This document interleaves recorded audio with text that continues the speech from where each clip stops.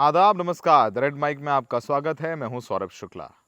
बिहार की राजनीति समझना बड़ा मुश्किल हो गया है, तो हमें लगा कि दिवाली खत्म हो गई है, तो बिहार में क्या कुछ चल रहा है उसे आपको आसान भाषा में समझाने की कोशिश करते हैं। वैसे पूरे देश में भले ही फॉग चल रहा हो, दिल्ली में प्रदूषण चल रहा हो, लेकिन बिहार में कंफ्यूजन चल रहा है। अब ऐसा हम इसलिए कह रहे हैं क्योंकि नीतीश कुमार ऑफिशियली एनडीए के सीएम फेस नहीं है अब तक। नीतीश जी के नेतृत्व में लड़ रहे हैं, पर सीएम होंगे नहीं होंगे ये चुनाव के बाद पार्टी के विधायक बैठेंगे, बात करेंगे और तय करेंगे। यानी सीएम फेस पर नीतीश कुमार के होने ना होने पर संशय है। यहां एक कंफ्यूजन। अब जनता वोट करे तो नीतीश को सीएम बनाने के लिए करे, ना करे तो नीतीश को सीएम ना बनाने के लिए करे।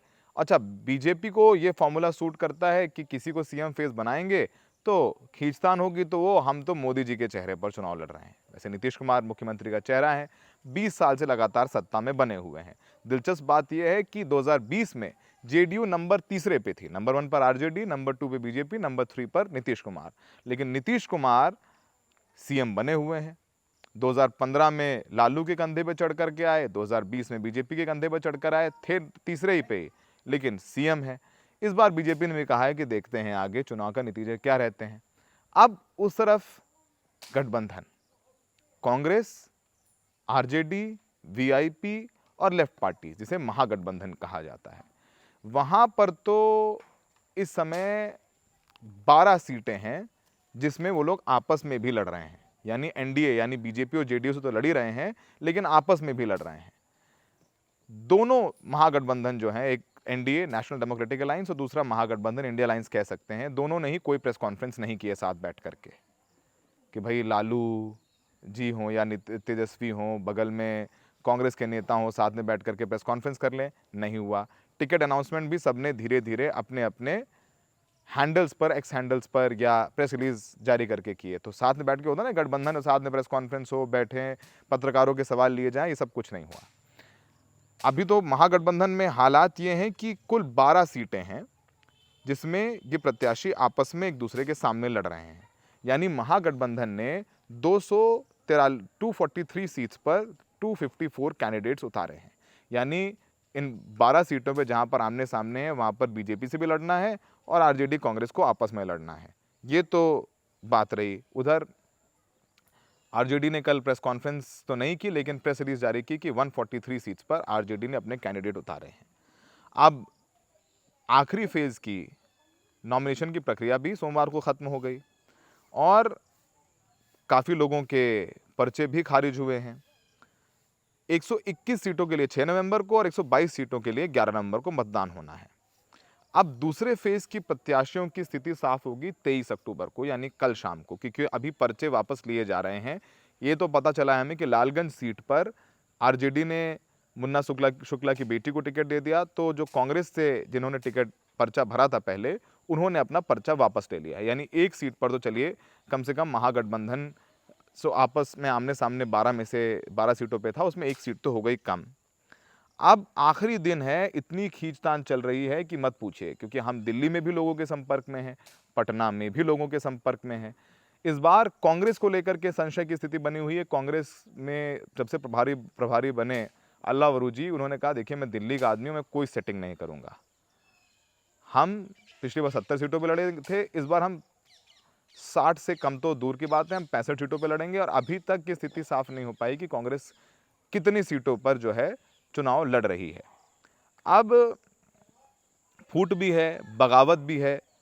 आरजेडी ने तो नॉमिनेशन के समय खत्म होने के 7 घंटे पहले पहली बार 143 सीटों की लिस्ट जारी करी और उनके जो टिकट के उम्मीदवार थे वो जाके धीरे धीरे एक एक लिफाफा लेके फोटो खींचती थी और जाकर के वो नॉमिनेशन फाइल कर रहे थे। अब वीआईपी को लेकर, सन ऑफ मल्लाह को लेकर के भी कंफ्यूजन है।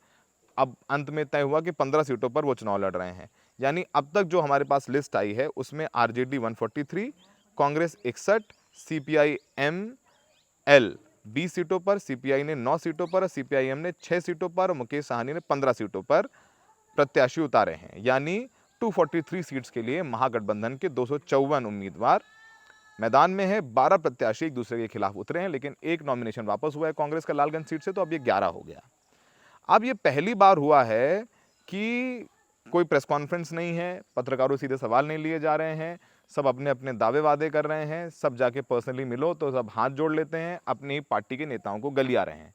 चाहे वो जेडीयू के नेता हों, चाहे हमारे बीजेपी के भी कुछ नेताओं से बात हुई, वो भी बहुत नाराज़ है टिकट डिस्ट्रीब्यूशन को लेकर के। कह रहे हैं कि कुछ पैराशूट कैंडिडेट्स दे दिए गए हैं, जैसे मैथिली ठाकुर को अलीपुर से टिकट दे दिया गया। अब वो कहाँ की ज़मीनी कार्यकर्ता हैं, लेकिन छठ के बाद चुनाव है, मैथिली ठाकुर ने इलाके का नाम बनाया है, लेकिन वो बिहार में रह नहीं रही थी, वो बाहर रह रही थी, लेकिन अब उनको टिकट मिला है तो बीजेपी पूरी ताकत लगाई हुई है, उनके नॉमिनेशन में भी पूरी ताकत लगाई हुई है। अब जो अभी हमें पता चला है, आरजेडी इस बार सबसे ज़्यादा सीटों पर चुनाव लड़ रही है, लेकिन कांग्रेस और वामपंथी दलों में सीट शेयरिंग को लेकर तनातनी है। कांग्रेस ने पिछली बार 66 सीटों पे लड़ी थी, जिसमें से 66 में से सिर्फ 19 सीटें जीती थी, इसलिए इस बार खींचतान करके 61 सीटों पर उसको सीमित किया गया है। सीपीआईएमएल ने पिछली बार शानदार प्रदर्शन किया था, उन्होंने 19 सीटें लड़ी थीं और 12 सीटें जीती थीं, इस बार उनको 20 सीटें मिली हैं। वीआईपी ने पिछली बार बीजेपी के साथ मिलकर चुनाव लड़ा था और 15 सीटों पर चुनाव लड़ी थी उन्होंने, और बहुत कम सीटें मिली थी और खुद भी अपना चुनाव हार गए थे, सन ऑफ मल्ला कहे जाने वाले मुकेश साहनी। आप 15 सीटों पर चुनाव लड़ रहे हैं, लेकिन 2 सीटें ऐसी हैं जहां पर आरजेडी ने भी अपना उम्मीदवार उतार दिया है। अब जिन सीटों पर आरजेडी और इनके उम्मीदवार आमने सामने, सिकंदरा की सीट है, वहां उदय नारायण चौधरी आरजेडी से हैं तो कांग्रेस से विनोद चौधरी हैं। कहलगांव से रजनीश भारती हैं तो उनके सामने कांग्रेस ने प्रवीण कुमार कुशवाहा। सुल्तानगंज से चंदन सिन्हा और लल्लन यादव, वैशाली से अजय कुशवाहा और कांग्रेस के संजीव सिंह, वारसिलीगंज से अनीता और उनके सामने कांग्रेस के सतीश कुमार चुनाव लड़ रहे हैं। अब कुछ सीटों पर सीपीआई लेफ्ट ने अपने उम्मीदवार दे दिए हैं, जैसे बछवाड़ा, करगहर, बिहार शरीफ, राजापाकर, और आरजेडी के सामने 2 सीटों पर दे दिया है वीआईपी ने टिकट, बाबू बरही और चैनपुर। यानी अब यहाँ तो कन्फ्यूजन है, उधर एनडीए में कन्फ्यूजन तो नहीं है, वहाँ पर 101 सीट पर बीजेपी लड़ रही है, 101 सीट पर जेडीयू, 29 सीट पर एलजेपी, 6 सीट पर हम और 6 सीट पर आरएलएसपी चुनाव लड़ रही है। अभी बीजेपी जो है वो एनडीए में बड़ी पार्टी है, पर जेडीयू की कमजोरी और लोजपा में टूट के कारण समीकरण बदल गए हैं। वीआईपी के इंडिया गठबंधन के साथ आने में जो मल्ला वोट है वो उस पर असर पड़ सकता है। तो कुल मल्ला वोट जो है लगभग 9% के करीब है बिहार में, और उनके पार्टी के मल्लाओं के सबसे बड़ा नेता माना जाता है मुकेश सहनी को, जो इस बार इंडिया गठबंधन के साथ है, तो उसमें एक सेंधमारी हो सकती है। पिछली बार ये मुकेश सहनी बीजेपी के साथ थे, इस बार वो लालू यादव के साथ हैं। चिराग पासवान की पार्टी एलजेपी को फायदा हुआ, उनको 29 सीटें मिली हैं। पिछली बार वो इंडिपेंडेंट लड़ गए थे और जहां जेडीयू के उम्मीदवार थे वहां पर चिराग पासवान ने अपने उम्मीदवार उतारे थे, जिसके बाद जेडीयू का स्ट्राइक रेट बहुत खराब रहा पिछले चुनाव में। 20 साल बाद सत्ता के बाद भी एनडीए एंटी इनकम्बेंसी का सामना कर रहा है। यही बात है कि नीतीश कुमार को सीएम फेस डिक्लेयर नहीं कर रही है बीजेपी, और विपक्ष की फूट है वो उसको राहत दे सकती है, ये समझ में आ रहा है।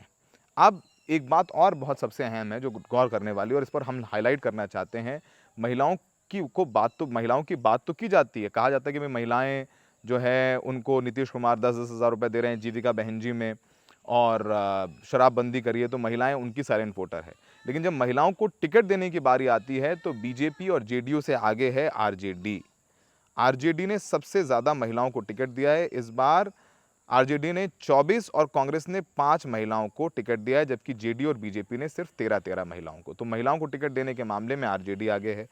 आरजेडी ने 19 मुसलमानों को वोट टिकट दिए हैं तो जेडीयू ने सिर्फ 4 मुसलमानों को टिकट दिए हैं।